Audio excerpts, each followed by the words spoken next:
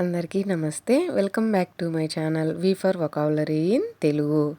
మనం ఈరోజు interesting vocabulary నేర్చుకోబోయే ముందుగా లాస్ట్ వీడియోలో ఇచ్చినటువంటి ఛాలెంజ్కి ఆన్సర్ నేర్చుకుందాం. మనం లాస్ట్ వీడియోలో I agree, I am agree గురించి కన్ఫ్యూజన్స్ అన్నీ క్లియర్ చేసుకున్నాం కదా. నేను మీకు ఇచ్చిన ఛాలెంజ్ వచ్చేసరికి I dash with your opinion. Agri అనేది ఆన్సర్ కరెక్ట్ అండి. ఎవరైనా ఈ వీడియో మిస్ అయ్యి ఉంటే ఖచ్చితంగా ఆ వీడియో చూడండి, చాలా యూస్ఫుల్ వీడియో. ఈరోజు మనం చాలా ఇంపార్టెంట్ పదాలు నేర్చుకుందాం. ఎవరైతే 2026లో గోల్స్ పెట్టుకొని లాస్ట్ ఇయర్లో నెరవేరలేదు అని బాధపడుతున్నారో వాళ్ళు ఈ 6 పదాలు కనుక ఫాలో అయితే ఖచ్చితంగా విన్ అవుతారండి. ఆ పదాలు ఏంటి అనేది తెలుసుకుందామా? ఫస్ట్ వర్డ్ వచ్చేసరికి ఎక్స్ప్లోర్. ఎక్స్ప్లోర్ అంటే చాలా ఎక్కువగా వాడే పదమే అండి. ఇది మనందరికీ తెలుసు. చాలామంది కన్ఫ్యూజ్ అయ్యే పదం కూడా ఇదే. ఎక్స్ప్లోర్ అంటే అన్వేషించడం. మన వాడుక భాషలో చెప్పాలి అంటే కొత్త విషయాలను తెలుసుకోవడానికి వెతకడం అని అర్థం అండి. ఏదైనా సరే ఇప్పుడు మనకి కొన్ని సబ్జెక్టులు వచ్చు, ఇంకొక కొత్త దాని గురించి మనం నేర్చుకోవడానికి పరిశీలించడం, అన్వేషించడం, వెతకడం అని అర్థం అండి ఎక్స్ప్లోర్ అంటే. ఈరోజు నేను చెప్పే అన్ని పదాలు కూడా వెబ్సేనండి, మనం చేసే పనులే అన్నమాట. సో అర్థమైంది కదా, మనం ఏదైనా సాధించాలంటే మనం చేస్తేనే కదా. సో ఇవన్నీ కూడా వెబ్స్, గుర్తుపెట్టుకోండి. సో ఈ పదాన్ని వాడి మనం సింపుల్గా ఇంగ్లీష్లో మాట్లాడాలి అంటే first example, I want to explore new topics. అంటే నేను కొత్త విషయాలను అన్వేషించాలి అనుకుంటున్నాను. మీరు ఏదైనా సరే సాధించాలంటే ఫస్ట్ అన్వేషించడం లేదా మనం వెతకడం ద్వారానే మన వేట అనేది మొదలవుతుందండి, గుర్తుపెట్టుకోండి. Next word adapt. అడాప్ట్ అంటే అనుగుణంగా మార్చుకోవడం, అనుగుణంగా మారడం, అలవాటు చేసుకోవడం, సరిపోల్చుకొని మనకి మనమే ఓకే నాకు ఇది ఇది చేసుకుంటేనే నాకు సక్సెస్ వచ్చిద్ది అని మనకి మనమే చెక్ చేసుకొని మారటం అన్నమాట. సో అడాప్ట్ చేసుకోవడం అంటే. సో అర్థమైంది కదా, అడాప్ట్ చేసుకోవడం అంటే.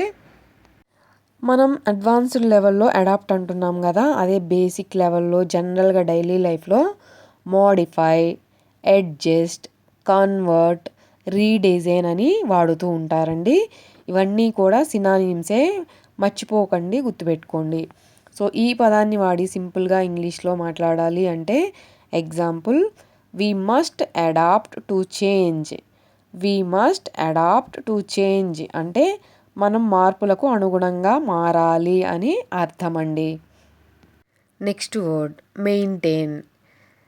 ఇది చాలా ఇంపార్టెంట్, అందరం వాడుతూ ఉంటాం, వింటూ ఉంటాం కూడా. సో మెయింటైన్ అంటే కొనసాగించడం, చూసుకోవడం, కాపాడుకోవడం, నిర్వహించడం అని అర్థాలు వస్తాయండి. అదే మన వాడుక భాషలో చెప్పాలి సింపుల్గా అంటే ఏదైనా ఒక మంచి స్థాయిని అలాగే కొనసాగిస్తూ లేదా కాపాడుకుంటూ రావడం అన్నమాట. సో అర్థమైంది కదా. అదే ఈ పదాన్ని వాడి మనం సింపుల్గా ఎగ్జాంపుల్లో మాట్లాడాలి అంటే షీ మెయింటైన్స్ గుడ్ డిసిప్లిన్. అంటే ఆమె మంచి క్రమశిక్షణను కొనసాగిస్తోంది అని అర్థం అన్నమాట. మనం అడ్వాన్స్డ్ లెవెల్లో మెయింటైన్ అంటున్నాం కదా, అదే మనం జనరల్గా వాడేదేంటి, continue, keep going, keep up, carry on అంటూ ఉంటారు కదా. సో అర్థమైంది కదా, ఇవన్నీ కూడా synonyms. Next word overcome. Overcome అంటే మనందరికీ తెలుసండి, అధిగమించడం. అధిగమించడం అంటే మనకి సింపుల్గా చెప్పాలి అంటే ఏదైనా కష్టాలను కానీ, భయాలను కానీ, సమస్యలు కానీ తట్టుకొని వాటిని దాటి గెలవడం లేదా జయించడం అని అర్థమండి. అర్థమైంది కదా. సో ఈ పదాన్ని జనరల్గా డైలీ లైఫ్లో కంట్రోల్, డిఫీట్, సక్సీడ్ అని అంటూ ఉంటారనమాట. సో ఈ పదాన్ని వాడి మనం సింపుల్గా ఇంగ్లీష్లో మాట్లాడాలి అంటే we can overcome any problem. మనం ఏ సమస్యనైనా అధిగమించగలము. అవునండి, నిజంగా మనం ఆ సిచ్యువేషన్లో చాలా హార్డ్గా అనిపిస్తుంది, కానీ మనం నిదానంగా కూర్చొని మనం అదే ఫోకస్ చేస్తూ వర్క్ చేసుకుంటూ వెళ్తే పక్కాగా గెలుస్తాము. సో మీ అందరికీ తెలుసు, నేను చెప్పాల్సిన పని ఏం లేదు. Next word commit. మీరు ఈ పదం ప్లేస్లో ఎక్కువగా వినే పదం ఏంటంటే కమిట్మెంట్ అంటూ ఉంటారు కదా. కమిట్ అన్నా కమిట్మెంట్ అన్నా రెండు ఒకటేనండి. కమిట్ అంటే కట్టుబడి ఉండు. ఏదైనా నేను ఇది సాధించాలి అంటే నీకు నువ్వే నియమాలు పెట్టుకొని కట్టుబడి ఉండి అంత పోరాటం చేసి హార్డ్ వర్క్ చేస్తే పక్కాగా గెలుస్తారు. సో దాన్నే కట్టుబడి ఉండడం లేదా అంకితం అవ్వడం, వాగ్దానం చేయడం అంటూ ఉంటారు మన వాడుక భాషలో. ఏదైనా సరే పూర్తిగా దానికి అంకితమయ్యి కమిట్ అయ్యి మనం అదే ఇది సాధించేది వరకు ఇది నాకొద్దు, ఇది నేను ఫుల్ ఫోకస్ చేయాలి అనే కమిట్మెంట్ అనమాట. సో అదే ఈ ప్లేస్లో మనం జనరల్గా డైలీ లైఫ్లో ప్లెడ్జ్, డివోట్ అంటూ ఉంటారు. సో ఈ పదాన్ని మనం సింపుల్గా ఇంగ్లీష్లో మాట్లాడాలి అంటే I commit to my goals.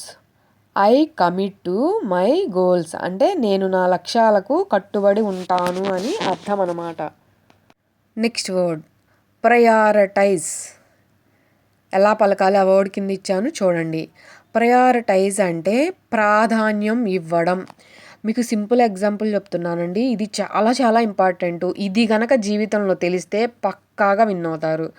ఎందుకో చెప్పనా, ముందేది చేయాలి వెనకేది చేయాలి అనేది కనుక తెలుసుకోకుండా చేస్తే చాలా టైం వేస్ట్ అయ్యి మనం అసలు అనుకున్నది సాధించే దారిలో మనకి టైం వేస్ట్ అవుతే అనుకున్నది లేట్ అయిపోద్ది. దానివల్ల ఏంది, మనం ఇంకా చాలా కాన్ఫిడెంట్ కోల్పోతాం అనమాట. సో ప్రయారిటైజ్ అనేది మీరు గోల్స్ సాధించాలి అంటే ఖచ్చితంగా ఏది ఇంపార్టెంటు, నాకున్న టైంలో నాకు ఇంపార్టెంట్ ఏది అది మాత్రమే ఫోకస్ చేసి నెక్స్ట్ మిగతా అన్ని తర్వాత చేసుకోవాలి.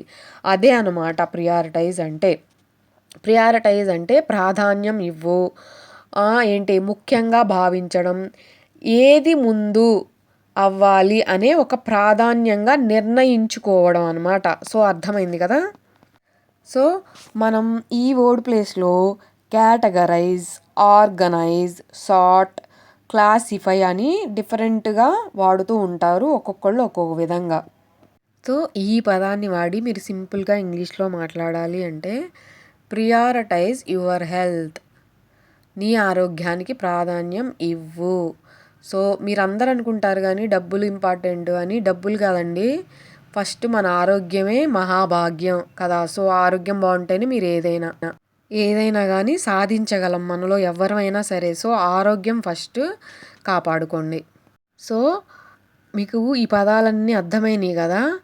మీ ఈ 6 పదాలలో ఈ 2026లో మీకు ఏది ఇంపార్టెంట్ అనిపించింది, ఈ 6 పదాల్లో మీరు ఏది ఫాలో అవ్వబోతున్నారు కమెంట్ సెక్షన్లో ఖచ్చితంగా మర్చిపోకుండా కమెంట్ చేయండి.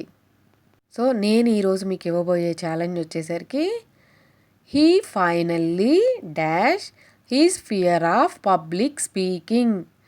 ఇప్పుడు మనం 6 పదాల గురించి ఎక్స్ప్లెయిన్ చేసుకున్నాం కదా. ఈ కింద 2 ఆప్షన్లో ఏది కరెక్ట్ అనేది కామెంట్ సెక్షన్లో కమెంట్ చేయండి. సో మీ అందరికీ ఈ వీడియో నచ్చింది, యూస్ఫుల్ అనే అనుకుంటున్నాను. మీకు కనుక మన వీడియో నచ్చినట్లయితే లైక్ చేయండి. ఎవరికైనా యూస్ఫుల్ ఉంది అంటే మర్చిపోకుండా తప్పకుండా షేర్ చేయండి. మీరు ఈరోజే చూస్తున్నట్లయితే యూస్ఫుల్ కంటెంట్ అనుకుంటే సబ్స్క్రైబ్ చేసుకోండి. మీ అందరి సపోర్టు నాకు ఇలాగే ఉంటుంది అని కోరుకుంటూ thanks for watching my video. Thanks a lot.